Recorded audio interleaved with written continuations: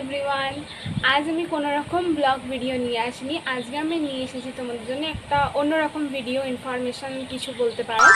তো আজকের ভিডিওতে মানে আমি কদিন ধরে ইনস্টা বলো, ইউটিউব বলো, কদিন ধরেই দেখে যাচ্ছি এই ভিডিওগুলো, প্রায় 1-2 সপ্তাহ ধরে বিশ্বাসই করতে পারিনি যে সত্যি এরকম কিছু হয় বলে।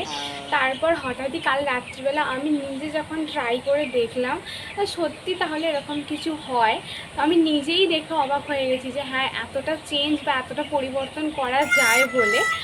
আমি জানি না কবে থেকে ফিচারটা এসেছে নতুন, কিন্তু আমি কাল রাত্রেই ট্রাই করেছি। আমি ওই 1-2 সপ্তাহ নাগাদ দেখছি ভিডিওটা ইনস্টা, ইউটিউব সব জায়গাতে।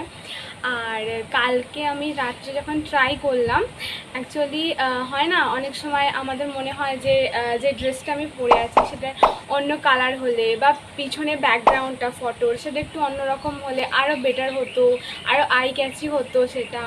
তো এরকম চেঞ্জ করা যেতে পারে। মানে আগে ভাবতাম অনেক এডিট করতে হয়, অনেক এডিট করে তারপর এগুলো চেঞ্জ করতে হয়, তো এখন এটা খুবই ইজি হয়ে গেছে।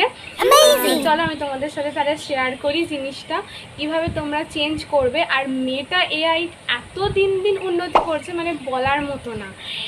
দিন দিন এতটা পর্যায়ে উন্নতি করছে না। তো যাই হোক, চলো আমি তোমাদের সাথে তাহলে শেয়ার করছি।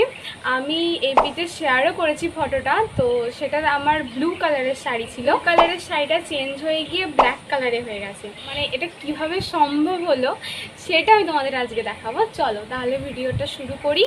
আর পুরোটাতে থাকবে, তোমরা দেখো আর ট্রাই করো, অবশ্যই ট্রাই করো, ভালো লাগবে আমি জানি।